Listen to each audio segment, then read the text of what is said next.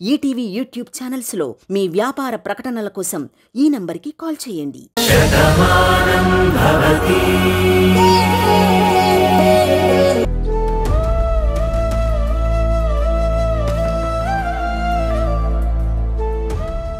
చూడు మనోహర్, వాడెంత బాధపడుతున్నాడో నువ్వే చూడు.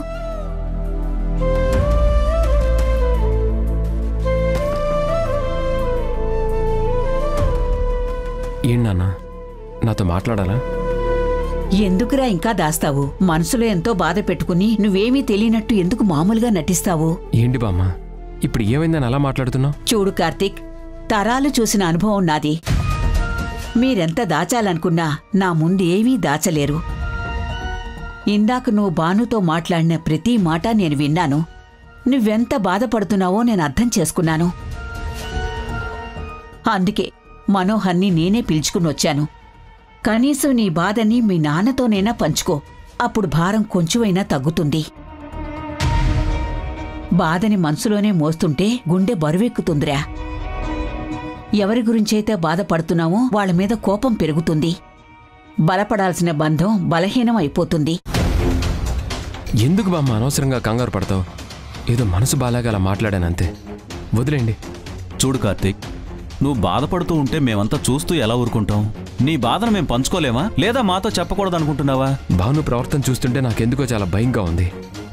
తను అక్కడికి వెళ్ళిన దగ్గర నుంచి నాతో మాట్లాడడానికి ఇష్టపడట్లేదు. నేనెన్నోసార్లు ఫోన్ చేస్తే తను తీయట్లేదు. ఎప్పటికో తిరిగి ఒక్కసారి ఫోన్ చేస్తుంది. ఆ క్షణంలో నా మనసుకి బాధ అనిపించి నేను కూడా ఫోన్ తీయలేదు. ఇందాక నేను ఫోన్ చేస్తే ఇప్పుడే మీతో మాట్లాడదాం అనుకున్నానండి అని ఏవో 4 మాటలు మాట్లాడి పెట్టేయాలన్నట్టుగా తొందరగా మాట్లాడుతోంది. అప్పుడే నేను భానుకు చెప్పాను, నువ్వు అక్కడికి ఎందుకు వెళ్ళావో నాకు అనవసరం, నేనైతే ఇప్పుడు తెలుసుకోదలుచుకోవట్లేదు, దానివల్ల మన మధ్య ఎలాంటి ఇబ్బందులు రాకుండా చూసుకోమని మాత్రం చెప్పాను. ఏంటి కార్తీక్ ఆ మాటలు? చిన్న చిన్న విషయాలకే భార్యాభర్తలు ఎడమొహం పెడమొహంగా ఉంటారా? భాను అక్కడికి వెళ్ళిందంటే ఖచ్చితంగా ఒక కారణం ఉండే ఉంటుంది కదా. అది మీరంతా ఎందుకు అర్థం చేసుకోవట్లేదు? బామ్మ ఎప్పుడు చెప్తుంటుంది కదా నాన్న, భార్యాభర్తలంటే చూసే వాళ్ళకి ఇద్దరుగా కనిపించినా వాళ్ళిద్దరూ ఒకటేనని. మరి ఆ మాట నిజమైతే భాను నేను వేరువేరు కాదు కదా. భాను బాధ నా బాధ కాదా? తన కష్టం నాది కాదా? తనకి సమస్య వస్తే అది నా సమస్య కాదా? కానీ భాను ఎందుకు అర్థం చేసుకోవట్లేదు? భాను లేకుండా నేను బ్రతకలేను, భాను లేకుండా నేను ఉండలేను, భాను మాట వినకుండా నేను ప్రశాంతంగా ఒక్క నిమిషం కూడా ఆలోచించలేను. భాను అంటే నాకు అంత ఇష్టం. తను బాధపడితే నాకు కష్టంగా ఉంటుంది, తను సంతోషపడితే నాకు ఆనందంగా ఉంటుంది. అది నాకు భాను మీద ఉన్న అభిప్రాయం.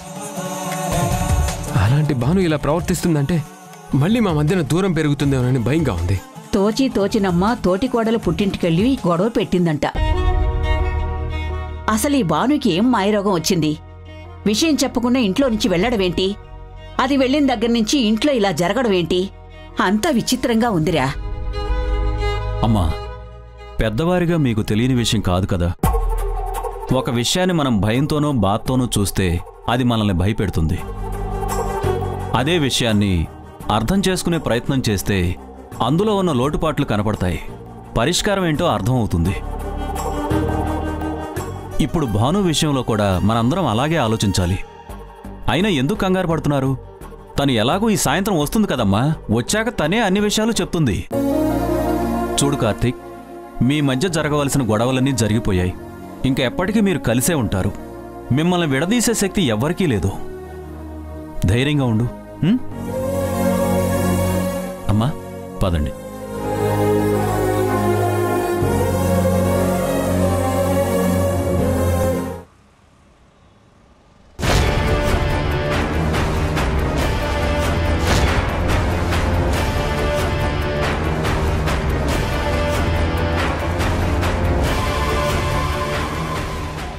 ఏంటి సార్, అనవసరంగా మమ్మల్ని ఎందుకు తీసుకొచ్చారు? మేమేం తప్పు చేశాం?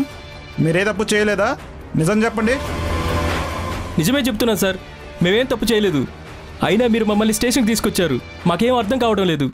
మీరే తప్పు చేయకపోతే మిమ్మల్ని పిలిచి భోజనాలు పెట్టడానికి మీరే మా బంధువులా? ఆ బంధువులో ప్రవర్తించారు కాబట్టి మిమ్మల్ని తీసుకొచ్చాం.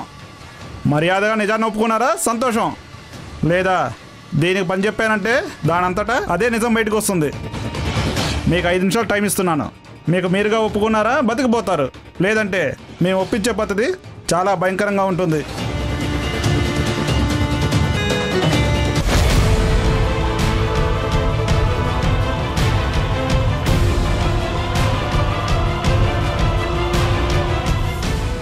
భాను, ఏంటి పోలీస్ స్టేషన్కి తీసుకొచ్చావు? చూడు వైశాలి, నిన్న రాత్రి నిన్నెవరో కుర్రాళ్ళు ఏడిపించారని చెప్పావు కదా. భాను కంప్లైంట్ ఇచ్చింది. వాళ్ళిప్పుడు స్టేషన్లోనే ఉన్నారు. ఎందుకు భాను లేనిపోని గొడవలన్నీ? ఇప్పుడు వాళ్ళ మీద కంప్లైంట్ ఇచ్చామంటే వాళ్ళు కక్ష పెంచుకుని తర్వాత ఎప్పుడు ఎలా పగ తీర్చుకుంటారో మనకి తెలీదు. ఇదంతా మనకు అవసరమా? పద వెళ్దాం. చూడు వైశాలి, ఒక ఆడపిల్ల సమస్యల్లో ఉన్నప్పుడు వీలైతే సహాయం చేయాలి, లేదంటే తప్పుకోవాలి. అంతేకాని ఒంటరిగా దొరికినప్పుడు వెంటపడి వేధించడం తప్పు. అలాంటి వాళ్ళని ఊరికే వదిలేయకూడదు. అందుకే వాళ్ళని పట్టుకోమని ఎస్ఐ గారికి నేనే చెప్పాను. వాళ్ళని పట్టుకుని స్టేషన్కి తీసుకొచ్చారట. నువ్వు వాళ్ళని గుర్తుపడితే మిగతా విషయాలు వాళ్ళు చూసుకుంటారు. వద్దు భాను, నా మాట విను. ఇప్పటికీ మనకున్న గొడవలు చాలు, ఇంకా కొత్త గొడవలు ఎందుకు? చూడు వైశాలి, ఆడవాళ్లలో ఈ భయమే మగవాళ్ళని మృగాల్లా మార్చేస్తుంది. ఏం చేసినా ఎవరికి చెప్పుకోలేరు, తల వంచుకుని వెళ్ళిపోతారనుకుంటారు. కాబట్టి ఒంటరిగా దొరికితే మానాలను దోచుకుంటున్నారు, ప్రాణాలు తీసేస్తున్నారు. అలాంటి వాళ్ళని ఊరికే వదిలిపెట్టకూడదు. ఆడది అబల కాదు, సబల అని నిరూపించాలి. అందుకే వాళ్ళకి బుద్ధొచ్చే పని చేస్తాను. నువ్వు పద లోపలికి.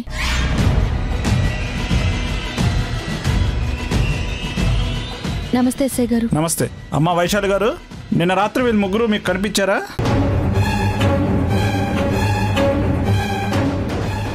వైశాలి, ఎస్ఐ గారు అడుగుతున్నారు కదా, సమాధానం చెప్పు.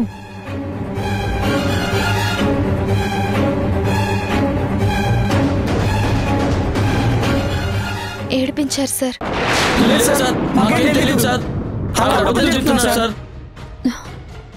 సార్, తను ఇంతకు ముందు మేము ఎప్పుడూ చూడలేదు. రాత్రి తను పారిపోతుంటే మేము వెంట పడలేదు సార్. ఏరా, తనని మీరు చూడకపోతే రాత్రి పారిపోతుందని మీకెలా తెలుసురా? అవును, రాత్రి మీరు నాకు కూడా కనిపించారు. నేను వైశాలి ఫోటో చూపించి మిమ్మల్ని అడిగాను, మీరు తనని ఎక్కడైనా చూసారా అని. కానీ మీరు చూడలేదు అని చెప్పారు. నా ఫోన్ నంబర్ కూడా మీకు ఇచ్చాను. ఒకవేళ తను కనిపిస్తే మాకు చెప్పండి అని. కానీ మీరేం చేశారు?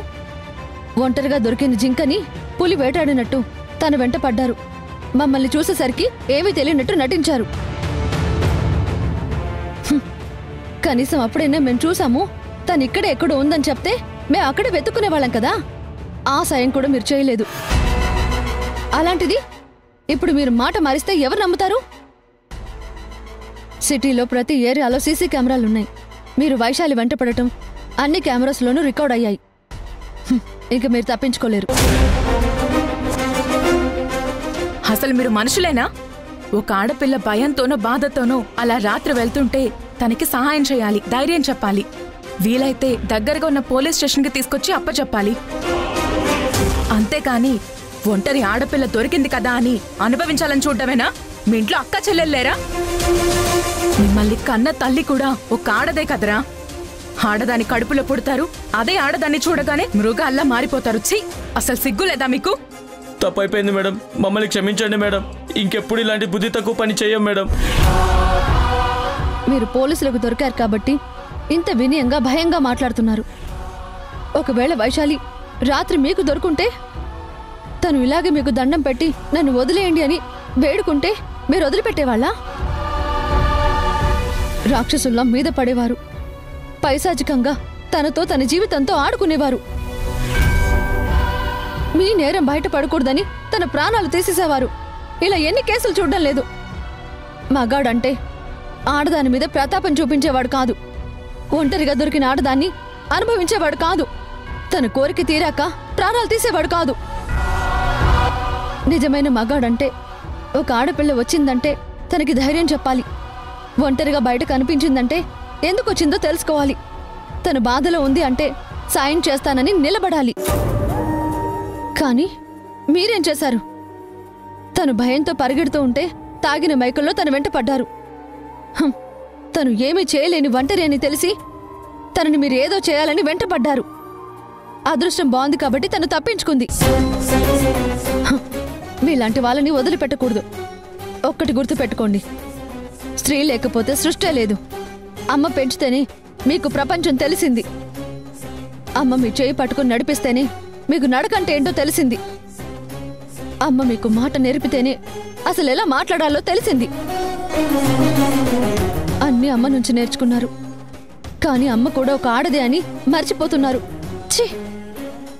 సారీ మేడం, మమ్మల్ని క్షమించండి మేడం. ఇలాంటి తప్పు ఇంకెప్పుడు చెయ్యం మేడం. మేడం, ఇంకెప్పుడు ఏ తప్పు చేయం మేడం. తాగిన మైకంలో మృగాలా ప్రవర్తించాము. దయచేసి మమ్మల్ని క్షమించండి మేడం. మా మీద కేసులు పెట్టకండి.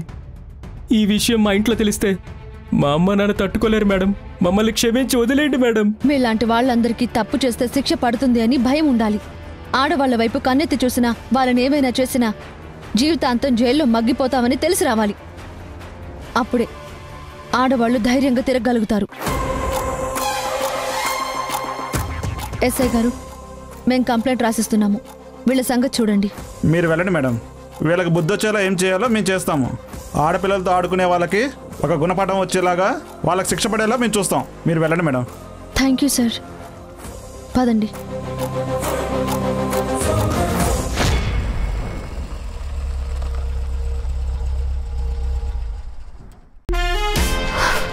మొత్తానికి అనుకున్నట్టుగానే మావయ్యని సేఫ్ ప్లేస్లోకి చేర్చేశాను. ఇంకా తను చనిపోయాడని ప్రపంచమంతా అనుకుంటుంది. నాకు మావయ్యకి మాత్రమే తెలుసు మావయ్య బతుకున్నాడని. ఇంకా నేను చేసే ప్రతి పనిలోనూ నాకు సాయంగా ఉంటాడు. ఇన్నాళ్ళు ఓటమిని చూస్తున్న నేను ఇక మావయ్య సాయంతో విజయాన్ని చూడబోతున్నాను. ఈ ఇంట్లో భానుకి నరకాన్ని చూపించబోతున్నాను.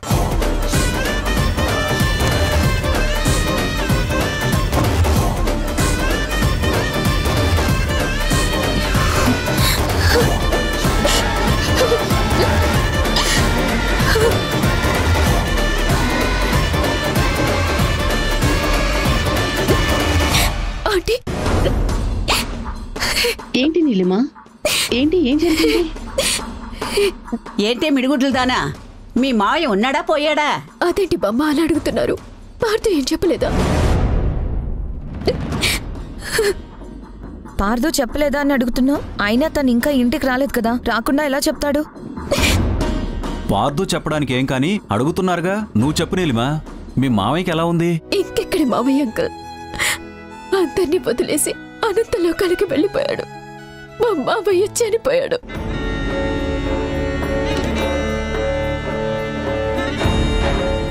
ఇదంతా తను చేసుకున్నదే.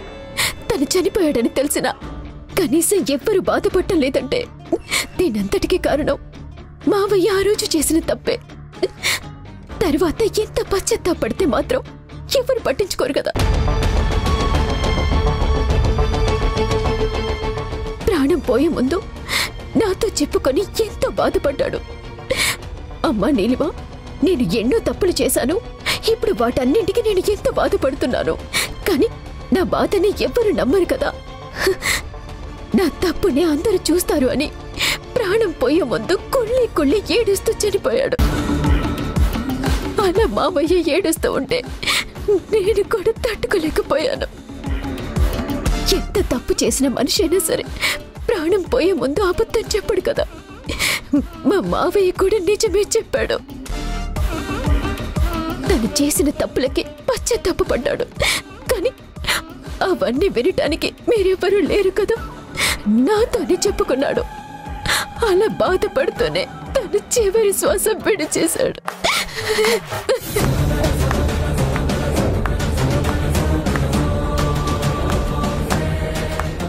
అదేంటి బావా, ఏమీ మాట్లాడకుండా అలా క్లాప్స్ కొడుతున్నావు? అదేంటి కార్తీక్ అలా అడుగుతున్నావు? ఇంత అద్భుతమైన నటన చూసినప్పుడు చప్పట్లు కొట్టి ఎంకరేజ్ చేయాలి కదా. నీలిమ చూడు ఎంత గొప్పగా నటిస్తుందో. మరి దానికి క్లాప్స్ కొట్టాలి కదా, తనని ఎంకరేజ్ చేయాలి కదా. మరి తనలో ఉన్న నటిని గుర్తించాలి కదా మనం. ఏంటి పార్దు, ఇదంతా నీకు నటనలా కనిపిస్తుందా? నా బాధ నీకు నటనలా కనిపిస్తుందా? ఇంకా ఆపుతావా నీ ఓవర్ యాక్షన్? మీ మామయ్య బాధపడ్డా?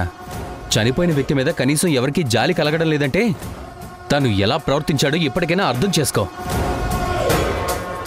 అలాంటి మనిషి మంచివాడని చెప్పడానికి నువ్వు ఇలాంటి నాటకాలేమీ ఇక్కడ ఆడక్కర్లేదు. కాల్చటం నిప్పు స్వభావం, ఎప్పుడు కాలుస్తూనే ఉంటుంది. ముంచడం నీటి స్వభావం, ఎప్పుడు ముంచేస్తూనే ఉంటుంది. మీ మావయ్య రెండింటికన్నా తక్కువైన వాడేం కాదు. అవసరమైతే తగలబెట్టేస్తాడు, తేడా వచ్చిందంటే నిలువున ముంచేసి చంపేస్తాడు. అలాంటి వాడి పాపం పండింది కాబట్టి ఇంత త్వరగా పోయాడు. భూమికి ఒక భారం తగ్గింది. ఒక పాపాత్ముడు చనిపోతే ఎవరూ బాధపడక్కర్లేదు. బాగుంది పార్థు. మీ అందరికీ మా మావయ్య మీద కోపం ఉండొచ్చు, ఎందుకంటే ఆయన చేసింది తప్పే, నేను కాదనను.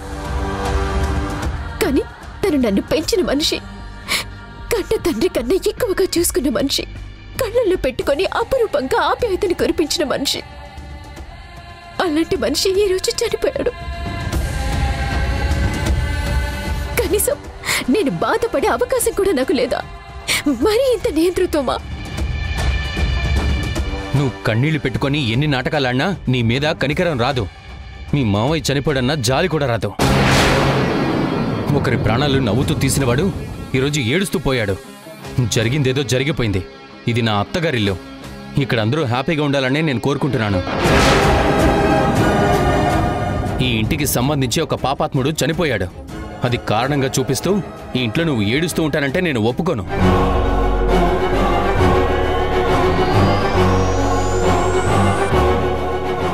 చూసారా ఆంటీ ఎలా మాట్లాడుతున్నాడు?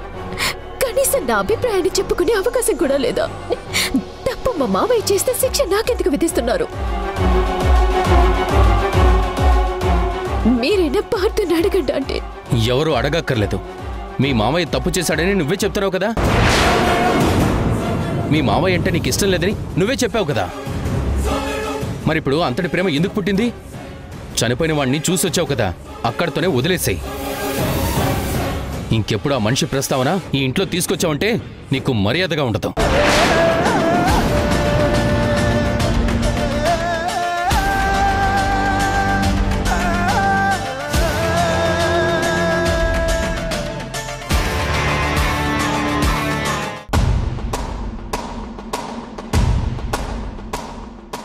అమ్మా వచ్చేసారా?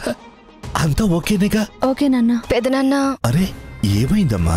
అదేంటి వైశాలి, ఇంకా ఎందుకు టెన్షన్ పడుతున్నావు? నా భయం నా గురించి కాదు రాము. ఆ కుర్రోళ్ళ మీద భాను పోలీస్ కంప్లైంట్ ఇచ్చింది. నాకేం కాలేదు కదా.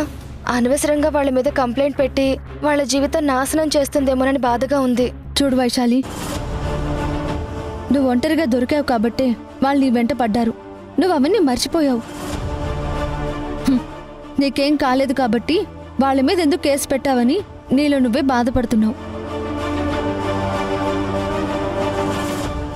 నీది మంచి బుద్ధి కాబట్టి నువ్వు అలా ఆలోచిస్తున్నావు. కానీ ఒకటి గుర్తుపెట్టుకో, ఇప్పుడు వాళ్ళని వదిలేస్తే అది వాళ్ళ కలిసైపోతుంది. ఇంకొక ఆడపిల్ల ఇలాగే దొరికిందనుకో, అప్పుడు వాళ్ళు కనికరం చూపించరు. నువ్వు దీని గురించి ఇంకేం ఆలోచించకు. అయ్యిందేదో అయిపోయింది కదమ్మా, ఇక ఆ సంగతి వదిలేద్దాం. అన్నిటికంటే పెద్ద సమస్య మన ముందు ఇంకోటి ఉంది. ఆ అభిరామ్కి ఎలా చెప్పాలని నేను ఆలోచిస్తున్నాను. ఆ అబ్బాయి మనకిచ్చిన టైం కూడా అయిపోయింది. ఇక మనం ఏం చెప్పినా కూడా ఆ అబ్బాయి వింటాడన్న నమ్మకం నాకైతే లేదు. ఈ సమస్యని ఎలా పరిష్కరించాలో నాకు అర్థం కావట్లేదమ్మా. ఇంకా మాట్లాడే ప్రయోజనం లేదు నాన్న. అందుకే నేను ఒక నిర్ణయానికి వచ్చాను. లీగల్గా ప్రొసీడ్ అవుదాము. ఒక లాయర్ని తీసుకుని అభిరామ్ దగ్గరికి వెళ్దాం. లాయర్ ద్వారానే మాట్లాడదాం. అప్పుడైనా అభి ఆలోచిస్తాడేమో చూద్దాం. సూపర్ వదిన గారు.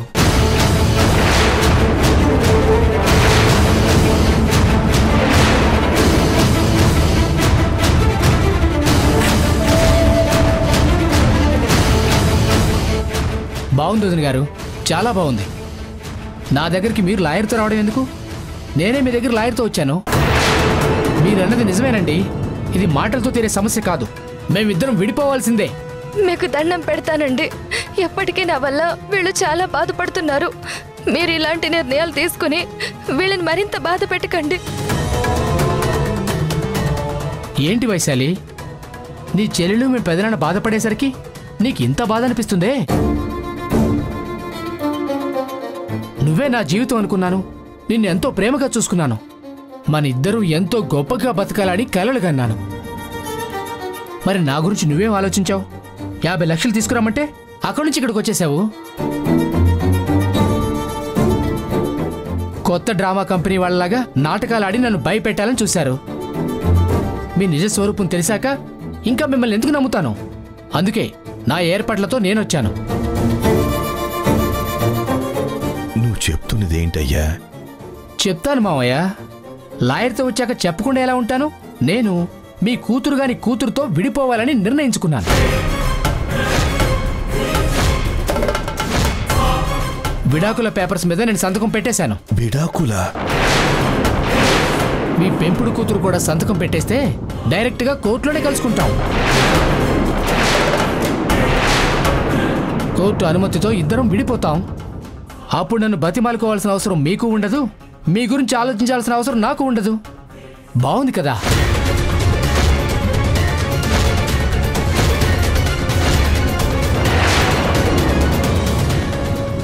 వైశాలి, వీటి మీద నేను సంతకం పెట్టేశాను. నువ్వు కూడా సంతకం పెడితే మర్యాదగా ఉంటుంది. లేదన్నా సరే మనం కలిసే ప్రసక్తే లేదు. మర్యాదగా వైశాలిని ఒప్పించి సంతకం పెట్టించండి. చూడండి వదిన గారు, మళ్ళీ మీరేమైనా కలిపే ప్రయత్నం చేస్తారేమో బాగా గుర్తుపెట్టుకోండి. డబ్బిచ్చే టైం కూడా అయిపోయింది కాబట్టి ఇక నా మనసు మారదు. కోర్టులోనే కలుద్దాం.